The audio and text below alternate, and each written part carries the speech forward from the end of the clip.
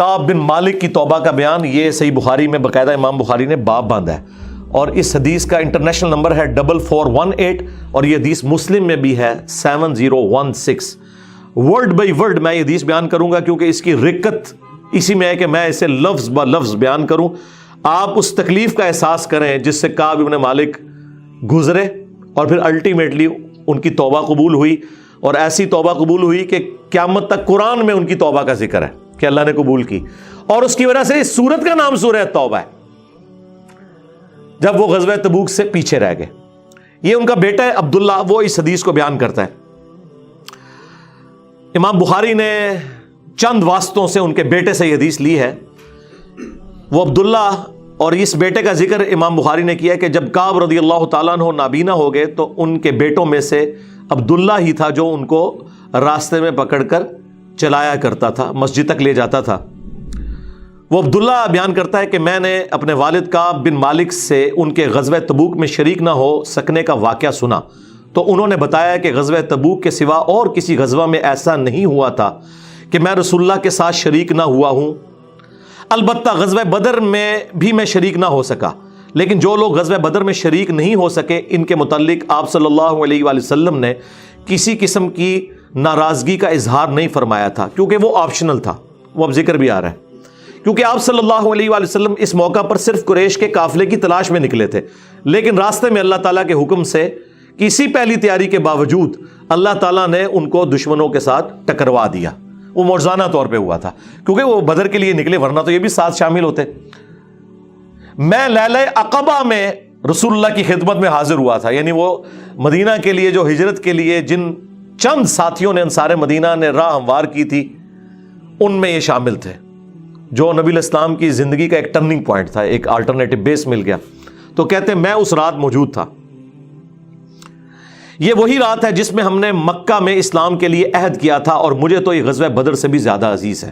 اوئے خائے خائے، اگرچہ بدر کا لوگوں کی زبانوں پر چرچا زیادہ ہے، میرا واقعہ یہ ہے کہ میں اپنی زندگی میں کبھی اتنا قوی اور اتنا صاحب مال نہیں ہوا تھا جتنا غزوہ تبوک کے موقع پر، جبکہ میں آپ صلی اللہ علیہ وآلہ وسلم کے ساتھ تبوک کے غزوے میں شریک نہ ہو سکا۔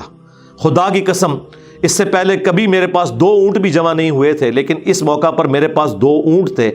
آپ صلی اللہ علیہ وآلہ وسلم جب کسی غزوے کے لیے تشریف لے جاتے تو آپ ذو معنی الفاظ استعمال کیا کرتے تھے، یعنی کوڈ ورڈز جن کے 2 معنی بنتے ہیں۔ وہ بخاری مسلم میں آیا کہ نبی الاسلام کہتے تھے کل ہم مشرق کی طرف جائیں گے، اور صحابہ کہتے ہیں ہم سمجھتے تھے کہ ہم نے مغرب کی طرف جانا ہے، تاکہ جو منافقین ہیں وہ ہماری خبر لیک نہ کر سکیں۔ لیکن غزوہ تبوک وہ موقع تھا کہ گرمی بڑی سخت تھی، سفر بہت لمبا تھا، ریگستانی سفر تھا، اور دشمن کی فوج بھی کثرت سے تھی، رومن امپائر، 700 کلومیٹر ریگستانی سفر، تمام مشکلات سامنے تھیں۔ اس لیے آپ صلی اللہ علیہ وآلہ وسلم نے مسلمانوں سے اس غزوے کے متعلق بہت تفصیل کے ساتھ بتا دیا تھا۔ یعنی یہ ظاہر ایک مشکل وقت تھا، تو حضور نے کھول کے بیان کیا کہ بھائی ادھر ہی جا رہے ہیں۔ یعنی مطلب یہ ہے کہ جو یہ نعرے لگاتے ہیں نا کہ غلامی رسول میں موت بھی قبول ہے، اور ٹکٹ کٹا لے اپنا، تاکہ اس کے مطابق پوری طرح تیاری کر لیں۔ چنانچہ آپ صلی اللہ علیہ وآلہ وسلم نے اس کی سمت بھی نشاندہی کر دی جدھر سے آپ کے جانے کا ارادہ تھا۔ مسلمان بھی آپ علیہ السلام کے ساتھ بہت زیادہ تھے، اتنے کہ کسی رجسٹر میں سب کے ناموں کا لکھنا بہت مشکل تھا۔ کعب کہتے ہیں کہ کوئی بھی شخص اگر اس غزوے میں شریک نہ ہونا چاہتا تو وہ خیال کر سکتا تھا کہ اس کی غیر حاضری کا کسی کو پتہ نہیں چلے گا، سوائے اس کے کہ اس کے متعلق وحی نازل ہو۔ تو حضرت کعب کا کیا عقیدہ تھا کہ نبی علیہ السلام ان کے صحابہ کے پاس علم غیب نہیں تھا جب تک کہ اللہ تعالیٰ وحی کے ذریعے نہ بتا دے۔ تو باب شاہی کوئی نہیں، ہاں ایسے میں بولا کہ نہ بولا، میرے نبی سا ہے ہی کوئی نہیں، تیرے باب شاہی کوئی نہیں۔ اور یہ عقیدہ صحابہ کا کہ علم غیب یہ ہے کہ اللہ بتائے۔ آپ صلی اللہ علیہ وآلہ وسلم جب اس غزوے کے لیے تشریف لے جا رہے تھے تو پھل پکنے کا زمانہ تھا اور سایہ میں بیٹھ کر لوگ آرام کرتے تھے۔ اچھا دیکھیں اللہ کی آزمائش کہ پھل پک کے تیار ہو جائے تو آپ نے ٹائملی اتارنا ہے، اگر آپ نے نہیں اتارا تو وہ تو آپ کی پورے سال کی اکانومی اس سے وابستہ ہے۔ اللہ نے عین اس ٹائم پہ آزما لیا کہ ٹھیک ہے اب تم نبی کے ساتھ جاؤ۔ اب بعد میں بھی بھوک نظر آ رہی ہے، کہتے ہیں لوگ بیٹھ کے نہ چوراہوں پہ یہی باتیں کرتے تھے۔ آپ صلی اللہ علیہ وآلہ وسلم بھی تیاریوں میں مصروف تھے اور آپ کے ساتھ مسلمان بھی، لیکن میں روزانہ سوچا کرتا تھا کہ کل سے میں بھی تیاری کروں گا۔ وہی جو آج کہتے ہیں جی کل تو انشاءاللہ داڑھی بھی رکھ لینی ہے، بس میرے بچیوں کے ہاتھ پیلے ہو جائیں تو میں تو مسجد میں ہی بیٹھا رہوں گا، یہ وہی چیز ہے، یہ ہر انسان پہ اسے طول عمل کہتے ہیں، لمبی امیدیں لگانا۔ میں روزانہ اسے ٹالتا رہا، مجھے اس کا یقین تھا کہ میں تیاری کر لوں گا، مجھے آسانیاں میسر تھی۔ یوں ہی وقت گزرتا رہا اور آخر لوگوں نے اپنی تیاریاں بھی مکمل کر لیں اور آپ صلی اللہ علیہ وآلہ وسلم مسلمانوں کو ساتھ لے کر روانہ بھی ہو گئے۔ اس وقت تک میں نے کوئی تیاری نہیں کی تھی۔ اس موقع پر میں نے اپنے دل کو یہی سمجھایا، کل یا پرسوں تک تیاری کر لوں گا، پھر لشکر سے تیزی سے جا کر مل جاؤں گا۔ کوچ کے بعد دوسرے دن بھی میں نے تیاری کے لیے سوچا، لیکن کچھ نہ ہو سکی۔ پھر تیسرے دن سوچا اور اس دن بھی کوئی تیاری نہ ہو سکی، اور یوں وقت گزرتا گیا اور اسلامی لشکر بہت آگے بڑھ گیا۔ غزوہ میں میرے شرکت کے لیے بات اب دور کی بات ہو گئی اور میں یہی ارادہ کرتا رہا کہ یہاں سے چل کر اب ان تک نہیں پہنچ سکوں گا۔ تھیندے تھی گیا، کاش میں نے ایسا کر لیا ہوتا، لیکن یہ میرے نصیب میں نہیں تھا۔ اچھا، جرم ہو جانے کے بعد آپ یہ کہہ سکتے ہیں میری تقدیر میں یہ لکھا تھا، پہلے نہیں۔ ہاں، وہ تو پھر اللہ پہ آپ بہتان مان دیں گے نا کہ میں نماز اس لیے نہیں پڑھ رہا کہ اللہ نے میرا مقدر کیا ہے کہ میں اگلی نماز نہ پڑھوں، نہ۔ ہاں، بعد میں آپ کہہ سکتے ہیں کہ میری تقدیر میں لکھا تھا کہ میں اتنا بدبخت ہوں کہ میں نماز چھوڑوں گا، اور وہ چھوڑوں گا اپنی مرضی سے، اللہ نے تو اپنے علم سے فورسی کیا ہے۔ آپ صلی اللہ علیہ وآلہ وسلم کے تشریف لے جانے کے بعد جب میں باہر نکلتا تو مجھے بڑا دکھ ہوتا، اوئے ہوئے، کیونکہ یا تو وہ لوگ نظر آتے تھے جن کے چہروں سے نفاق ٹپکتا تھا، ہاں، اب پیچھے رہنے والے تو وہ تھے جو ہے ہی منافقین تھے شکلوں سے، ٹھیک ہے، یا پھر وہ لوگ تھے جنہیں اللہ نے معذور اور ضعیف قرار دے کر معاف کر دیا تھا۔ وہ سورہ توبہ میں 92 نمبر آیت میں گزرا ہے نا کہ وہ لوگ پھر رسول اللہ سے اس حال میں واپس ہوتے ہیں کہ ان کی آنکھیں آنسوؤں سے تر ہوتی ہیں کہ نہ حضور انہیں کوئی سواری دے سکتے ہیں، غریب لوگ ہیں، اور وہ لوگ بھی جو مریض ہیں ان کو اللہ تعالیٰ نے اس حوالے سے چھٹکارا دے دیا۔ آپ صلی اللہ علیہ وآلہ وسلم نے میرے بارے میں کسی سے کچھ نہیں پوچھا، لیکن جب آپ تبوک پر پہنچے تو وہیں ایک مجلس میں آپ نے دریافت کیا کہ کعب نے کیا کیا۔ آپ نظروں میں تو تھا نا جی، خاص بندے جو ہوتے ہیں وہ نظروں میں تو ہوتے ہیں، یعنی یہ تو ایکسپیکٹ ہی نہیں نہ کیا جا سکتا کہ مین ٹیم ممبر پیچھے رہ جائے، تو اس سے اندازہ لگائے کہ حضرت کعب بن مالک کو چھوٹے بندے نہیں تھے۔ بنو سلمہ کے ایک صاحب نے کہا، یا رسول اللہ، اس کے غرور نے اسے آنے نہیں دیا۔ اس پر حضرت معاذ ابن جبل بولے، تم نے بری بات کہی، یا رسول اللہ، خدا کی قسم ہمیں ان کے متعلق خیر کے سوا اور کچھ معلوم نہیں۔ تو نبی علیہ السلام نے اس کے جواب میں کچھ نہیں فرمایا۔ دیکھیں انہوں نے پوری رپورٹ لی ہے پیچھے سے کہ کیا کچھ ہوتا رہا وہاں۔ اب حضور نے کوئی ورڈنگ دی، ظاہر ہے نبی علیہ السلام کو بھی غصہ تھا۔ کعب بن مالک رضی اللہ تعالیٰ عنہ نے بیان کیا کہ جب مجھے معلوم ہوا کہ نبی علیہ السلام واپس تشریف لا رہے ہیں تو اب مجھ پر فکر سوار ہونے لگی اور میرا ذہن کوئی ایسا جھوٹا بہانہ تلاش کرنے لگا جس سے میں کل حضرت کی ناراضگی سے بچ سکوں۔ دیکھیں وہ بھی عام انسان تھے، اتنے اولو العزم صحابہ، لیکن ظاہر نفس تو ہر بندے کے ساتھ لگا ہے، وہ بھی سوچ رہے ہیں کہ یار چلو میں بہانہ کر لوں گا، کوئی مجبوری تھی۔ اوئے ہوئے ہوئے ہوئے، اپنے گھر کے ہر عقل مند آدمی سے اس کے متعلق میں نے مشورہ بھی کی، لیکن جب مجھے معلوم ہوا کہ نبی علیہ السلام مدینے سے بالکل قریب آ چکے ہیں تو غلط خیالات میرے ذہن سے بالکل نکل گئے اور مجھے یقین ہو گیا کہ اس معاملے میں جھوٹ بول کر اپنے آپ کو کسی طرح محفوظ نہیں کر سکتا۔ چنانچہ میں نے سچی بات کہنے کا پختہ ارادہ کر لیا۔ صبح کے وقت حضرت جب تشریف لائے تو آپ صلی اللہ علیہ وآلہ وسلم جب کسی سفر سے واپس آتے تھے تو آپ کی یہ مبارک عادت تھی کہ پہلے مسجد میں تشریف لے جا کر 2 رکعت نوافل پڑھتے، پھر لوگوں کے ساتھ مجلس میں بیٹھتے۔ جب آپ اس عمل سے فارغ ہو چکے تو آپ کی خدمت میں لوگ آنے لگے جو غزوہ میں شریک نہیں ہوئے تھے اور قسم کھا کھا کر اپنے عذر بیان کرنے لگے، اور ایسے لوگوں کی تعداد 80 کے قریب تھی، یعنی 80 لوگ ایسے تھے جو جھوٹے بہانے لگا رہے تھے۔ آپ صلی اللہ علیہ وآلہ وسلم نے ان کے ظاہر کو قبول فرما لیا اور ان سے دوبارہ سے عہد بھی لے لیا، ان کے لیے دعائے مغفرت بھی کی۔ دیکھو جی، آپ لوگ تو کہتے ہیں کوئی بزرگ دعا کر دے، حضور نے بھی دعائے مغفرت کر دی ہے، لیکن اللہ نے کراس پھیر دیا ہے۔ ہاں، یہ ذہن میں رکھیں، آپ نے بہانہ بھی قبول کر لیا، دوبارہ سے بیعت بھی کر لی، چلو تجدید عہد بھی ہو گیا جی، اگر بیعت ٹوٹ گئی تھی تو دوبارہ ہو گئی، اور دعا بھی کر دی اور ان کے باطن کو اللہ کے سپرد کر دیا۔ کیا بات ہے جی، یہ میرے نبی کا ہی جگر ہے جی، شکلوں سے بھی پہچان لیا ہے، صحابہ اگر پہچان ہے کا باطن کا معاملہ اللہ جانے، اس کے بندے جانے۔ اس کے بعد میں حاضر ہوا، میں نے سلام کیا تو آپ علیہ السلام مسکرائے آپ کی مسکراہٹ میں ناراضگی تھی. آپ نے فرمایا آؤ. میں چند قدم چل کر آپ کے سامنے بیٹھ گیا. آپ نے مجھ سے دریافت کیا کہ تم غزوہ میں کیوں شریک نہیں ہوئے؟ کیا تم نے کوئی سواری نہیں خریدی تھی؟ میں نے عرض کیا میرے پاس سواری موجود تھی. اللہ کی قسم اگر میں آپ کے سوا کسی دنیا دار شخص کے سامنے آج بیٹھا ہوتا تو کوئی نہ کوئی بہانہ کر لیتا اور اس کی ناراضگی سے بچ جاتا. مجھے خوبصورتی کے ساتھ گفتگو کا سلیقہ بھی معلوم ہے، لیکن اللہ کی قسم مجھے یقین ہے کہ اگر آج میں آپ کے سامنے کوئی جھوٹا بہانہ کر بھی دوں اور آپ راضی بھی ہو جائیں تو بہت جلد اللہ تعالیٰ آپ کو مجھ سے ناراض کر دے گا. کیونکہ میں بظاہر تو بہانہ کروں گا لیکن اللہ تو وحی کے ذریعے آپ کو بتا دے گا یہ جھوٹ بول رہا ہے. اس کی بجائے اگر میں آپ سے سچی بات کروں تو یقیناً آپ کو میری طرف سے ناراضگی تو ہوگی، لیکن اللہ سے مجھے امید ہے کہ وہ مجھے معاف کر دے گا. خدا کی قسم مجھے کوئی عذر نہیں تھا. اللہ کی قسم اس وقت سے پہلے میں کبھی اتنا آسودہ حال نہیں تھا اور پھر بھی میں آپ کے ساتھ شریک نہ ہو سکا. نبی علیہ السلام نے فرمایا کہ اس نے سچی بات بتا دی. اچھا اب جاؤ یہاں تک کہ اللہ تمہارے بارے میں خود ہی کوئی فیصلہ کرے. میں اٹھ گیا اور میرے پیچھے بنو سلمہ کے کچھ لوگ بھی دوڑے آئے اور مجھ سے کہنے لگے اللہ کی قسم ہمیں تمہارے متعلق یہ معلوم نہیں تھا کہ اس سے پہلے تم نے کوئی گناہ کیا ہو، تم نے تو بڑی غلطی کی. آپ علیہ السلام کے سامنے ویسے ہی کوئی بہانہ کر دیتے جیسا کہ دوسرے لوگوں نے کیا. تمہارے گناہ کے لیے نبی علیہ السلام کا استغفار ہی کافی ہو جاتا. وہی جو کچھ بھی ہیں تیرے محبوب کی امت سے ہیں. لیکن سرکار یہ کعب بن مالک تھے، ان کو پتا تھا، اور مشورہ دینے والے بھی صاحب ہیں. دیکھو کیا مشورہ دے رہے ہیں کہ کوئی بہانہ کر لینا سی، حضور نے دعا کرنی سی. مینٹالٹی اس زمانے میں بھی اس طرح ہی تھی. یہ نہ سمجھیں آج کے لوگ ہی کہتے ہیں، اس زمانے میں بھی ڈھیلے مسلمان تو تھے.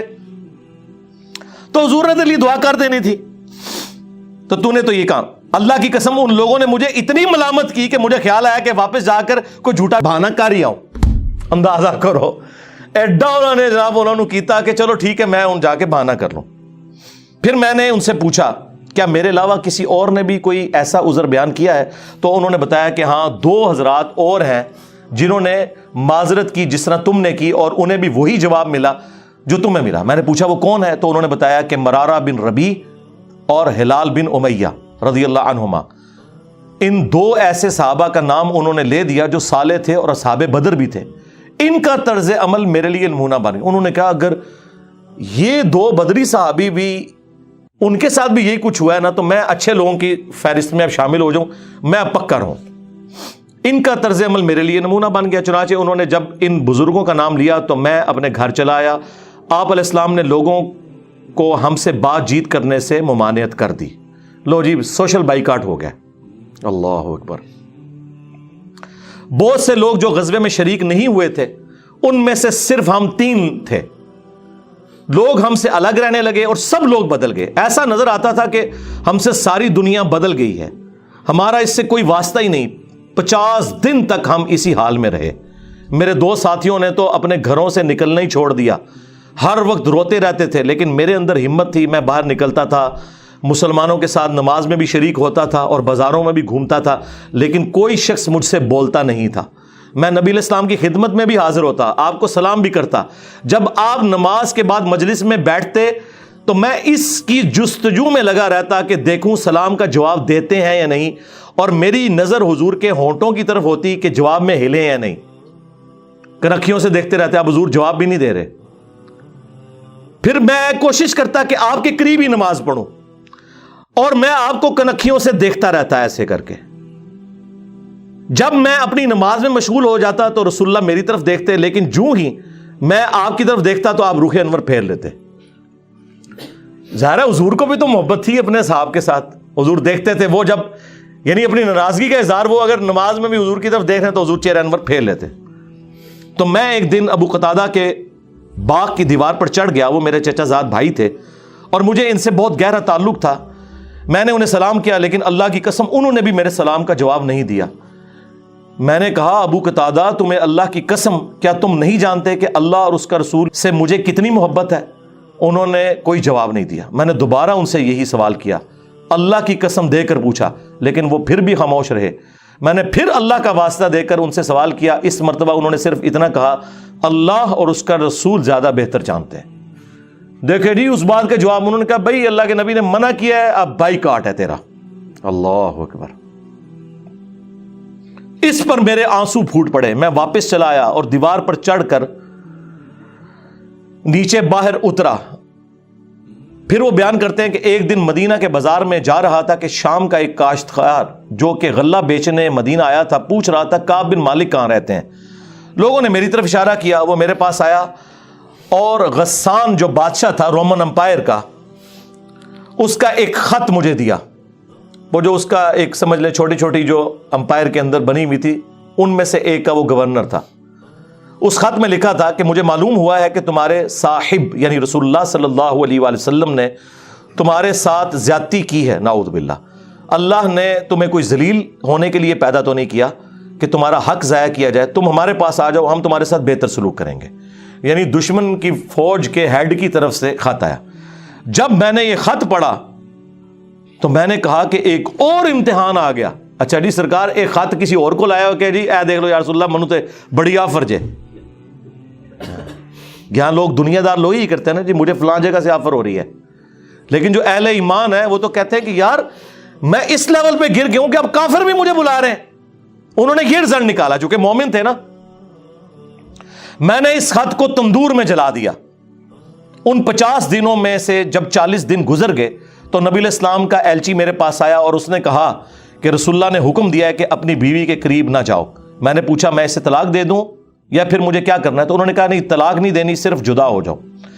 میرے دونوں ساتھیوں کو جنہوں نے میری طرح معذرت کی تھی یہی حکم ملا۔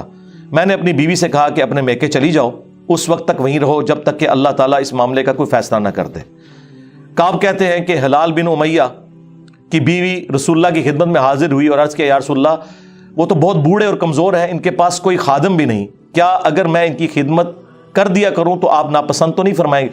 بیوی دیکھو جی، بیوی خاوند کو کچھ سمجھ نہیں رہی، رسول اللہ سے جا کے پوچھ رہی ہے صلی اللہ علیہ وسلم۔ تو نبی الاسلام نے فرمایا صرف وہ تم سے صحبت نہ کریں۔ انہوں نے عرض کیا اللہ کی قسم وہ تو کسی چیز کے لیے حرکت ہی نہیں کر رہے، جب سے آپ ان سے ناراض ہوئے ہیں وہ دن اور آج کا دن ان کے آنسو تھمنے میں نہیں آتے۔ میرے گھر کے بعض لوگوں نے کہا کہ جس طرح ہلال بن امیہ کی بیوی نے ان کے لیے اجازت لے لی تو آپ بھی جا کے اجازت لے لیں۔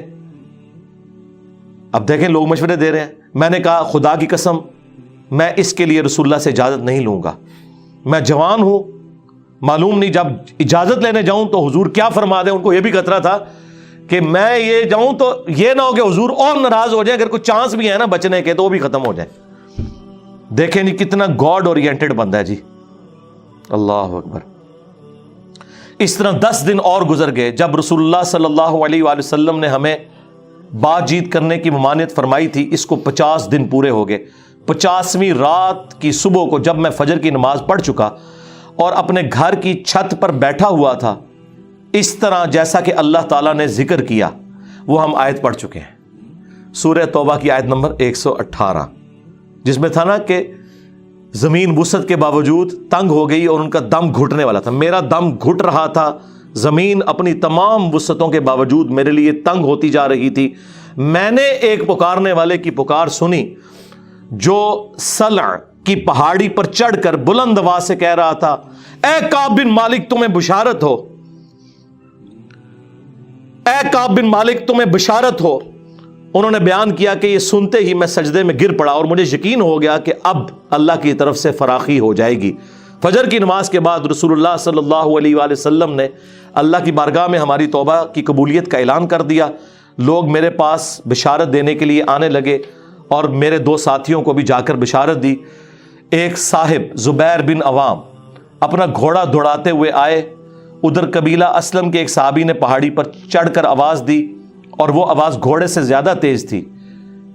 جن صحابی نے پہاڑی سے آواز دی تھی جب وہ میرے پاس بشارت دینے آئے تو میں نے اپنے دونوں کپڑے اتار کر بشارت کی خوشی میں انہیں دے دیے۔ اللہ کی قسم اس وقت ان 2 کپڑوں کے سوا دینے کے لیے میرے پاس اور کچھ نہ تھا۔ پھر میں نے ابو قتادہ سے 2 کپڑے ادھارے مانگے اور رسول اللہ کی خدمت میں حاضر ہوا۔ جوگ در جوگ لوگ مجھ سے ملاقات کرتے جا رہے تھے اور مجھے توبہ کی قبولیت پر بشارت دیتے جا رہے تھے۔ اللہ کی بارگاہ میں توبہ کی قبولیت مبارک ہو۔ کعب رضی اللہ تعالیٰ عنہ بیان کرتے ہیں کہ آخر میں مسجد میں داخل ہوا تو رسول اللہ صلی اللہ علیہ وآلہ وسلم تشریف رکھتے تھے، چاروں طرف صحابہ کا مجمع تھا۔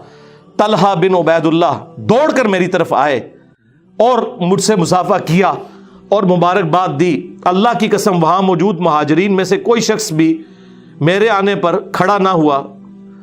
طلحہ رضی اللہ تعالیٰ عنہ کا یہ احسان میں کبھی نہیں بھولوں گا کہ انہوں نے کھڑے ہو کر میرا استقبال کیا۔ جب میں نے رسول اللہ کو سلام کیا تو آپ علیہ السلام کا چہرہ مبارک خوشی اور مسرت سے دمک اٹھا۔ اس مبارک دن کے لیے تمہیں بشارت ہو، اس مبارک دن کے لیے تمہیں بشارت ہو جو تمہاری عمر کا سب سے مبارک دن ہے۔ واقعی جی، اس سے بڑی کوئی مبارک بات نہیں ہو سکتی کسی شخص کے لیے کہ اللہ تعالیٰ اس کی توبہ کی اناؤنسمنٹ کرتے اور پھر قیامت تک قرآن میں وہ آیات پڑھی جائیں۔ انہوں نے بیان کیا کہ میں نے عرض کیا یا رسول اللہ یہ بشارت آپ کی طرف سے ہے یا اللہ کی طرف سے؟ فرمایا نہیں، اللہ کی طرف سے۔ اور نبی علیہ السلام جب کسی بات پر خوش ہوتے تو چہرہ مبارک روشن ہو جاتا تھا، ایسے جیسے چاند کا ٹکڑا ہو۔ آپ کی مسرت ہم چہرہ مبارک سے سمجھ جاتے تھے۔ پھر جب میں آپ کے سامنے بیٹھ گیا تو عرض کیا یا رسول اللہ اپنی توبہ کی قبولیت کی خوشی میں اپنا مال اللہ اور اس کے رسول کی راہ میں صدقہ کر دوں؟ آپ نے فرمایا لیکن کچھ مال اپنے پاس رکھ لو، یہ زیادہ بہتر ہے۔ میں نے عرض کیا کہ پھر میں خیبر کا حصہ اپنے پاس رکھ لیتا ہوں۔ پھر میں نے عرض کیا یا رسول اللہ اللہ نے مجھے سچ بولنے کی وجہ سے نجات دی، اب میں اپنی توبہ کی قبولیت کی خوشی میں آپ سے یہ وعدہ کرتا ہوں کہ جب تک زندہ رہوں گا سچ کے سوا کوئی بات زبان پر نہیں لاؤں گا۔ بس اللہ کی قسم جب سے میں نے رسول اللہ کے سامنے یہ عہد کیا صلی اللہ علیہ وآلہ وسلم، میں کسی ایسے مسلمان کو نہیں جانتا کہ جسے اللہ نے سچ بولنے کی وجہ سے اتنا نوازا ہو جتنی نوازشات مجھ پر کی سچ بولنے کی وجہ سے۔ جب سے میں نے نبی علیہ السلام کے سامنے یہ عہد کیا پھر آج تک میں نے کبھی جھوٹ بولنے کا ارادہ بھی نہیں کیا، اور مجھے امید ہے کہ اللہ تعالیٰ باقی زندگی بھی مجھے اس سے محفوظ رکھے گا۔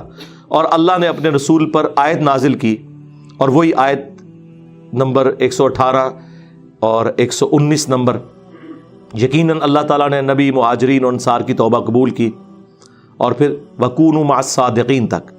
خدا کی قسم اللہ تعالیٰ کی طرف سے اسلام کے لیے ہدایت کے بعد میری نظر میں رسول اللہ کے سامنے سچ بولنے سے بڑھ کر اللہ کا مجھ پر کوئی اور انعام نہیں ہوا کہ میں نے جھوٹ نہیں بولا اور اس طرح اپنے آپ کو ہلاکت سے بچا لیا۔ جیسا کہ جھوٹ بولنے والے ہلاک ہوئے، نزول وحی کے زمانے میں جھوٹ بولنے والوں پر اللہ تعالیٰ نے اتنی شدید وعید فرمائی جتنی شدید وعید کسی اور کے لیے نہیں تھی۔ اور وہ سورہ التوبہ کی آیت نمبر 96 کا انہوں نے پھر یہاں پہ حوالہ دیا کہ ان قریب جب تم اے نبی واپس جاؤ گے تو یہ جھوٹے بہانے کریں گے، اور اگر تم ان سے راضی بھی ہو جاؤ اللہ تعالیٰ ان سے راضی نہیں ہوگا۔ کعب کہتے ہیں کہ چنانچہ ہم 3 ان لوگوں کے معاملے سے جدا رہے جنہوں نے رسول اللہ کے سامنے جھوٹی قسمیں کھائی تھیں اور آپ نے ان کی بات مان بھی لی تھی اور ان سے بیعت بھی لے لی اور ان کے لیے دعائے مغفرت بھی کی۔ ہمارا معاملہ رسول اللہ نے چھوڑ دیا اور اللہ نے خود اس کا فیصلہ کیا، اور پھر اللہ تعالیٰ نے یہ آیت نازل کی جو ہم نے یہ پڑھی سورہ التوبہ کی آیت نمبر 118، وَعَلَى الثَّلَاثَةِ الَّذِينَ خُلِّفُوا حَتَّى إِذَا ضَاقَتْ عَلَيْهِمُ الْأَرْضُ بِمَا رَحُبَتْ وَضَاقَتْ عَلَيْهِمْ أَنفُسُهُمْ وَظَنُّوا أَن لَّا مَلْجَأَ مِنَ اللَّهِ إِلَّا إِلَيْهِ ثُمَّ تَابَ عَلَيْهِمْ لِيَتُوبُوا إِنَّ اللَّهَ هُوَ التَّوَّابُ الرَّحِيمُ۔